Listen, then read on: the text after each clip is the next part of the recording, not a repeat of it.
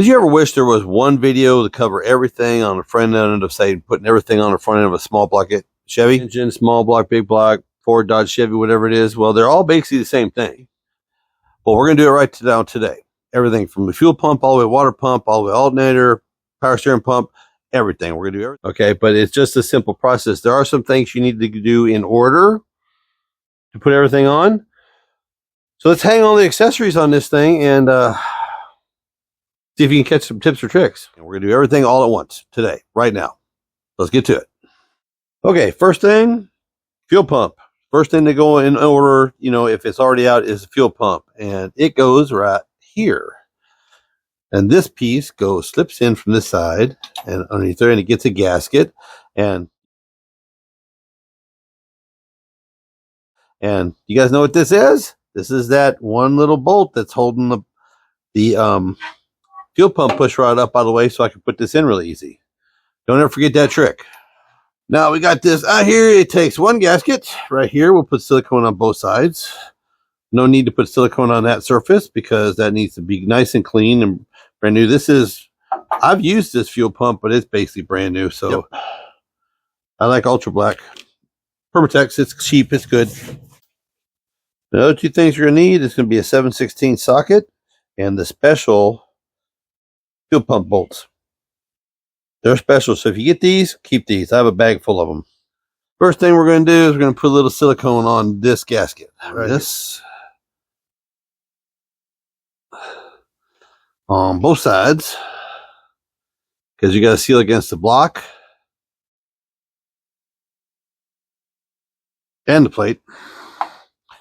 And just get ready to get dirty because you need to get this on both sides, just like this, just like I'm showing you. And it gets messy. Have a rag ready, but this will make it where it'll just stick right where you need it. Then you just move it around a little bit, get the threads lined up. All right, and since you have gasket material on both sides, we can go ahead and just slip the fuel pump in. And since we have gasket material on both sides, we can just go ahead and slip the fuel pump in, make sure the gasket stays where it's supposed to go.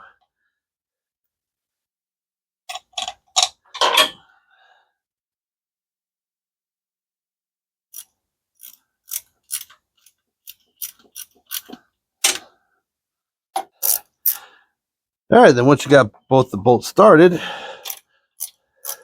you just draw them up evenly. Not all on one side all at once. You just kind of go back and forth. And a 1/4 inch drive with a little short 3-inch extension like this works perfect for this because it doesn't leave a lot of room. You can do it, but if you had all the accessories on this truck, these two bolts. It's not taking the pump on or off. It's these two bolts are usually the headache of the bunch. All right. Then put the fuel line on and take this out and then put a short stubby, little stubby bastard in there. And then we're done with the fuel pump. The fuel line just comes in here. It just, like the factory ones, usually just come in here and parallel everything. See how this sits in here nice and it's bent into the engine and bent around, come around for whatever you'd be pumping in here if it's quadrijet. But that's where GM is great, I feel, because like these lines, they made 1 million of those. They bent them all up and made them up, pre-made them to fit a specific setup for about 20 years, you know, cast iron intake quadrijet. So it was to their benefit to kind of pre-make this stuff.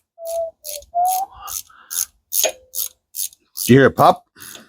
And yes, the bolt is the short one.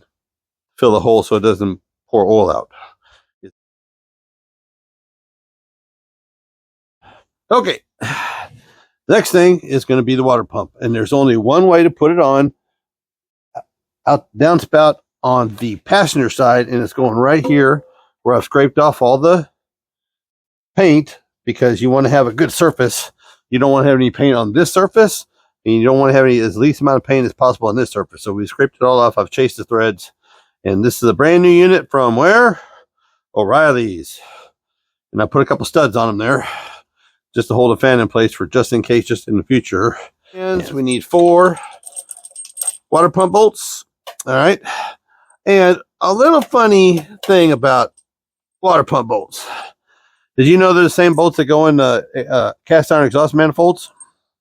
They're exact same bolts. So if you have one that has a lot of, it's old and it has looks like any rust damage on it, you can look in your pile. If you ever changed out from exhaust manifolds to headers, the exhaust manifold bolts are the exact same size, threads, blank shank, the whole 9 yards. They're exactly the same. So if you need them, you can use them off those. Okay, now this is the funny thing about these gaskets when you buy a water pump or something and the store gives you the gaskets. Manufacturers have, you know, their tooling and dyeing and their cutting process, if they can just do one piece instead of 2 different pieces to go in one package, they're going to do that because it saves them time and money. And that's the same thing they do with the gaskets for a Chevrolet water pump. They send 2 like this. Now you need one here. You do need one here. But this one, you're going to have to cut about half of that off, which is what we're going to do. We're just going to take a scissors and we're just going to cut it off. And we're just going to trace around the hole, make it look kind of similar as to the top side. Make it look a little pretty. If we got to put the ugly part in towards the timing cover, we will. But it actually turned out pretty good. See, that's all you got to do. Just cut one off. Or if you don't give a shit, you can just let it hang. But this is the same process with the gasket from the fuel pump. Is we are going to do both sides. Okay. I'm going to put a couple in the top here. I'm going to line this up, and I'm just going to start these in the top, just to kind of hold it in place, because this is a chunk of a piece of steel. Let's get this one started over here. And this is just to hold it in place. We're going to pull these back out and put. Okay, now we got 2 of them started, just to hold it in place temporarily. All right, we're going to take these 2 and we're going to put some thread sealer on the threads, some silicone on the threads. Not a lot, but these are going through the water jacket. So you want to make sure that they're watertight. It doesn't take a lot.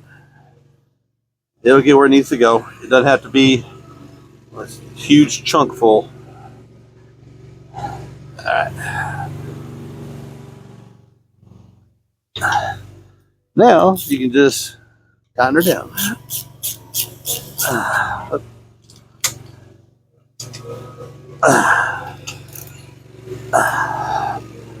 And now you've just installed your water pump.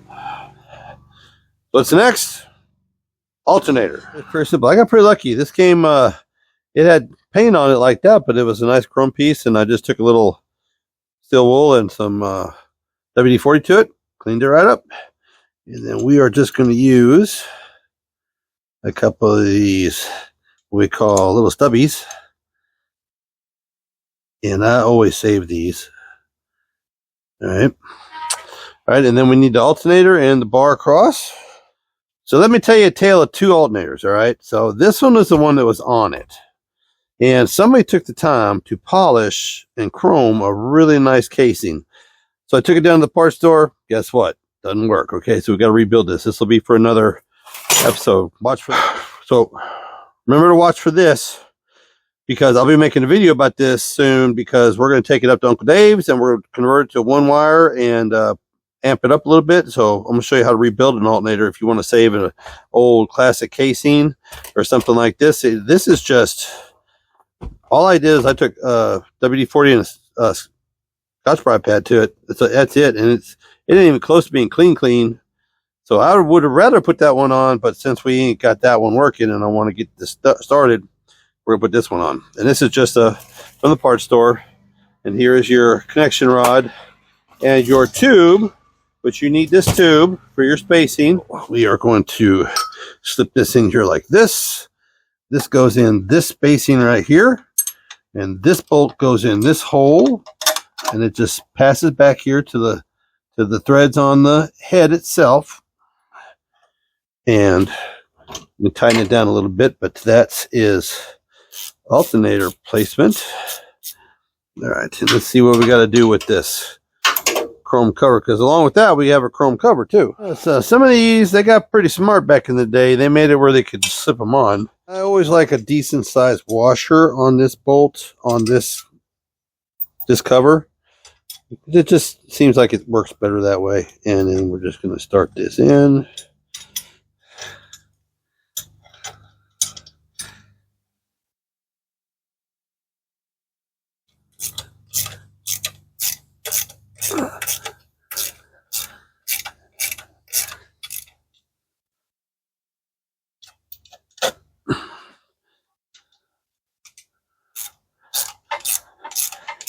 Next we got pulleys, power steering pump, pulley on top here.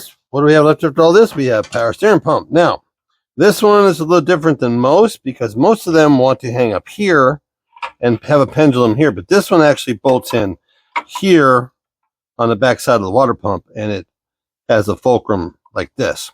So I actually kind of like this design better.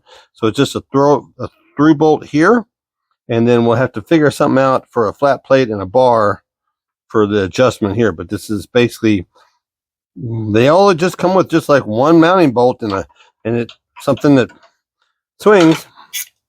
All right, so she's kind of there. All right, so then we got to figure out something to do between here for a slot from there. What do I got sitting around here that I could possibly use for this? Something about like that, with a spacer, maybe. Now we're pretty close to being finished and just final tightening everything. There's little things you have to do, like your water snouts. It's going to be 3/4 off the water pump, 3/4 and 5/8 going into the intake. And this is the part number for the alternator belt. Again, got the dimensions 45 by 3/8 by 3/8 belt. Oh, and the O'Reilly's part Master Pro for those is 73 feet. That's the part number for the power steering belts, and they actually measured 3/8 by 35.5, which is a pretty good basic starting point for that belt. Okay, and we've got it all buttoned up, and everything seems to be running nice and straight. And that's how you do the power steering. But now I made a video about how I made this bracket, and it's so simple. And there's free. It's an actual a pull tab off an engine block, off a crate engine that I bought years ago, and it worked perfectly. I just cut it down and faded it, and there'll be a video about that coming up. But one thing I want to say, I always say put 2 belts on the power steering pump, because I only had 1 belt on the black truck. The Texas only had 1 belt on Texas Joy, and it squealed and squeaked and made a bunch of noise. So, but that is how you put the all the front accessories on a small block Chevy.